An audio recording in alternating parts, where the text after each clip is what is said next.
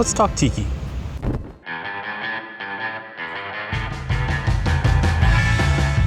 Specifically Tiki bars, you know, the funhouse version of your local pub. Big drinks, kitschy decor, relaxing music, and the best part is, everyone loves them. Nobody hates Tiki bars. Nobody. They have a long, exclusive history in American culture, one that dates back to the early half of the 20th century, and whose cultural centerpieces were affixed right here in the Bay Area. But we're not here to talk about that. We are here to talk about one that supersedes all of them in the Tiki timeline. One that has stood stronger than anyone ever thought possible, serving up drinks in the outer Richmond for over 80 years. I'm talking, of course, about Trad'r Sam.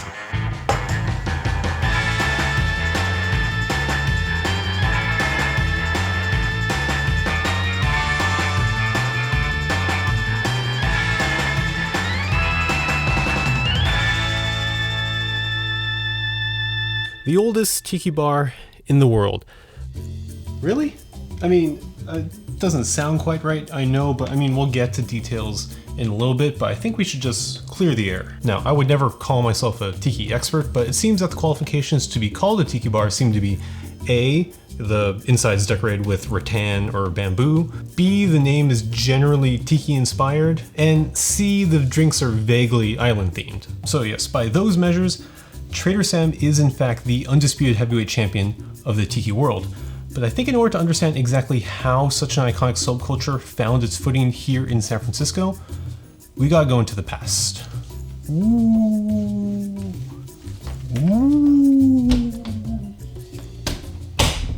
Let me set the stage for you. 1930-ish. A silly little thing called Prohibition has ended, and all the former bootleggers, rum runners, and moonshiners have begun opening brand new drinking establishments to satisfy a thirsty populace. Among them is a bar named Dawn the Beachcomber, opened in Hollywood, California, 1933. Inspired by its founder Ernest Gantt's alleged travels to the South Pacific, this would be the first Tiki bar to open in the United States, but it was about to have some company. Just 4 short years later, in 1937, another Tiki bar appeared, this time in Oakland, California. Fresh off a remodel and ready to sling some tropical drinks was Trad'r Vic's, headed by this man, Victor Bergeron Jr. You might know him as the inventor of the Mai Tai and pioneer of the Asian fusion restaurant, which, I mean, in all fairness, was just Chinese food dressed up with pineapple, but I mean, you have to start somewhere. Oh, and he also apparently had a wooden leg that he let customers stab with an ice pick when the business was slow. Yeah, entertainment in the 30s was weird. But also in 1937, the city of San Francisco saw a quaint little watering hole open up to the public, located in the city's former outside lands area. Their name? Trad'r Sam. Apostrophe R, that is. Now, you might be yelling through the monitor, but Trad'r Vic's is still around, and yes, mighty keyboard warrior, you would be right. They still have locations all over the world, but the original location in Oakland was actually closed in 1972 and relocated to Emeryville. Also, you might say, Trad'r Sam is more of a bamboo bar as it doesn't officially celebrate the Tiki idols that adorn pretty much every other Polynesian-inspired establishment. But I mean, it's really all semantics. Show a picture of this place to anyone and they're bound to say, yeah, that's a Tiki bar. No, where's that $5 you promised me? So what exactly am I getting at? Well, it's basically that due to numerous technicalities and concessions, Trad'r Sam is the longest continuously running Tiki bar in the world. But the funny thing is, Trad'r Sam doesn't wear that title on its sleeve. There's no fanfare, there's no attention seeking, no plaque mounted on the wall celebrating this monumental feat. Really, the only thing that indicates its age is the state of the window displays and the condition its neon sign is in. Trad'r Sam is just a humble little hideout that takes no names, but kicks ass just as well.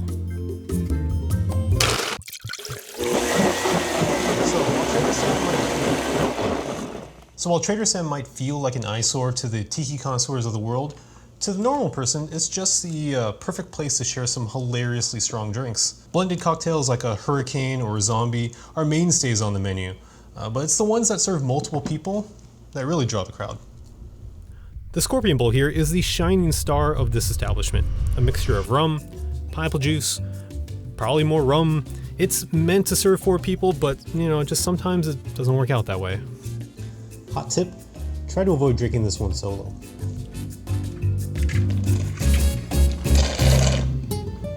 Trad'r Sam and Company may have kicked off the nation's tiki craze, but it wasn't until after the United States summer fling during World War II that the country's island-dwelling obsession reached an all-time high.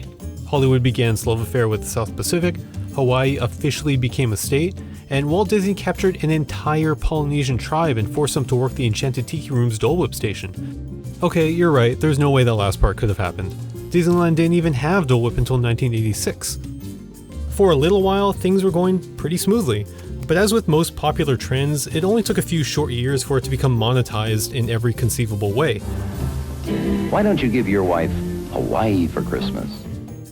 The country was reaching peak tiki, and by the 70s, much of the bar-going population had exchanged the bubbly Don Ho-led escapism for more psychedelic endeavors, while the trader's nostalgic laid-back attitude was replaced with the more contemporary, nuclear winter-fearing vibes. So, naturally, a cool-down period ensued.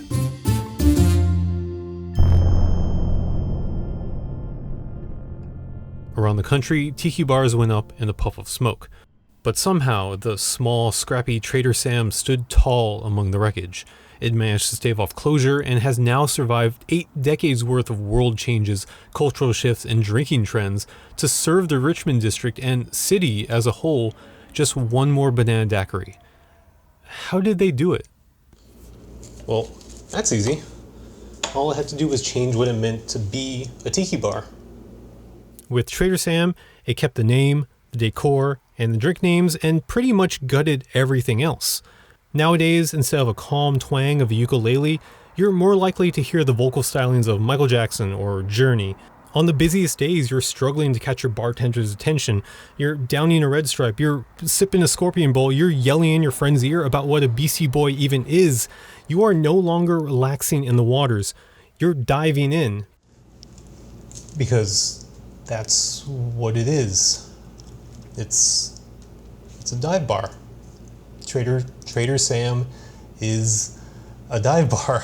So I've been trying to avoid it the entire video. Spent so much time, so much money and effort trying to convince you. I guess I wanted to believe it because I thought it was just so awesome that a place like this could exist in a neighborhood like this and have so much history behind it. I've read so many accounts by all these tiki purists that pretty much say that Trad'r Sam is invalid by almost all standards. So I'm sorry, everyone. Dream's dead.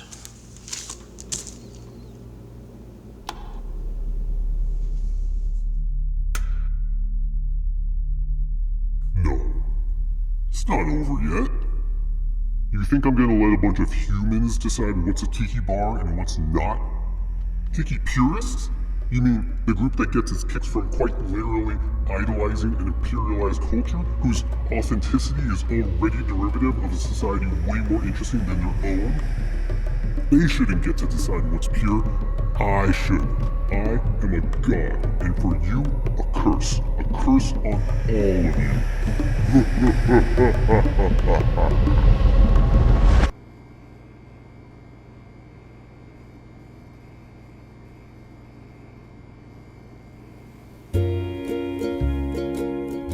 In the end, do we even really know what it means to be an authentic tiki bar? Is it the music? Is it the amount of fruit served on top of your pina colada? The ever so meticulous details of a bar's replica shipwreck? Or is the definition of an authentic tiki bar simply one that doesn't care to entrench itself in the faux realness of its own kind, and instead celebrates the joy of being itself? Trad'r Sam built its reputation on trying to capitalize on this pop culture phenomenon, and as time went on, it just mattered less and less. Decades passed, trends came and went, window displays faded, but Trad'r Sam never stopped being what it set out to be in 1937. Just a little place where people can pop in, have a good time with some sugary blended cocktails, and not worry about their Mai Tai's rum to lime juice ratio. The authenticity, I believe, comes from something that you can't play through a jukebox or put on a mug. It's something that, as cliche as it sounds, and I know tiki culture has a lot of cliches, comes from within. It's about knowing yourself, who you are, what you're capable of, and embracing it wholeheartedly. So thank you, Trad'r Sam. Thank you for being everything us San Franciscans wish we could be.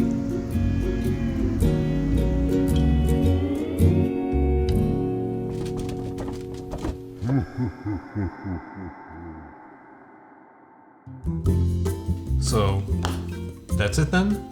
Well, no. There's actually a couple of unanswered questions, such as, when did Trad'r Sam even open? Yes, I know, despite the title, the thumbnail, the entire first half of this video, and all the research I poured into writing it, I don't really know. Most accounts say 1937. The current owner of Trad'r Sam says 1937. This book right here, San Francisco Bazaar, claims 1939. I went and checked old city directories to find proof of the claim, and it turns out a hardware shop actually occupied that location until 1941. Trad'r Sam doesn't even show up in the directory until 1944.